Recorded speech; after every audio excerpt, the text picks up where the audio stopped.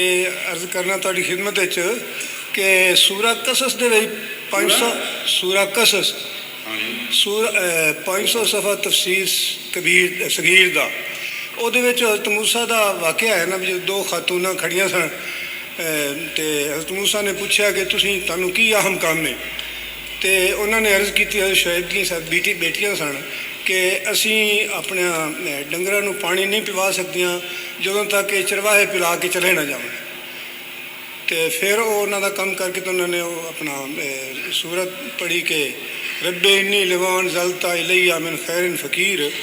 तो वो मुतलक मैं अर्ज़ करनी चाहना कि वह डंगरां नू पानी पिलाउण वास्ते खड़ियां सन या उन्होंने हाथ ही बर्तन सन तो वह पानी उन्होंने अपना लैणियां चाहते सन पीवन वास्ते।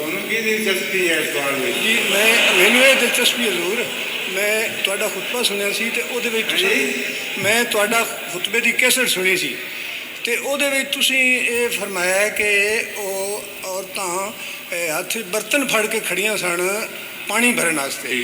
तो यदि मैं जरा वजाहत कराना चाहना की फर्क पैगा डंगरां नूं पिलाना सी या आप पीना सी या किसी होर नूं देना सी तुहानूं की फर्क पै जाएगा।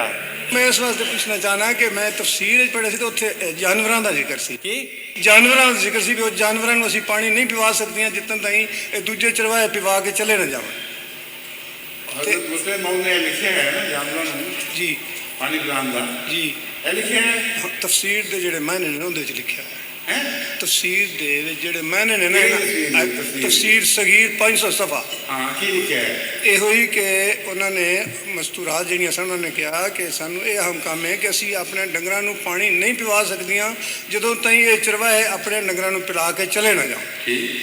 यह मैं वजाहत करनी कि वह अपने पानी पीवन वास्ते भरन वास्ते खड़ियां सन या अपने डंगरां नू पानी पिलाउणा चाहदियां।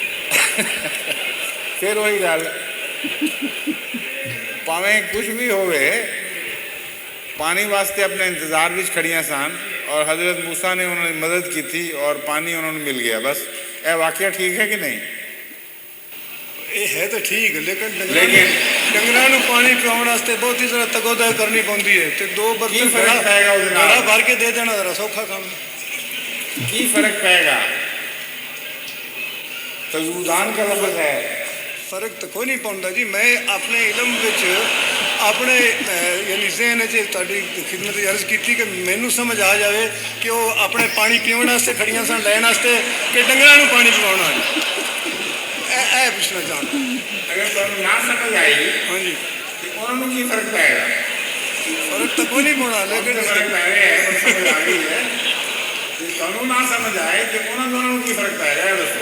मैं तुहाडे कोल समझना जी मैनू समझा दिओ हो गया जो वाक़या गुजर गया बस। तो अच्छा जज़ाकल्लाह।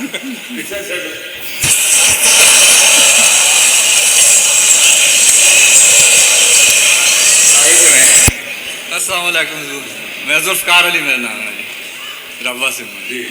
हज़ूर अबरा ने हमला किया जब खाना काबा पर हज़ूर नबी सल्लम की इबादत से पहले जी तो उन्होंने ऊँट पकड़ लिए थे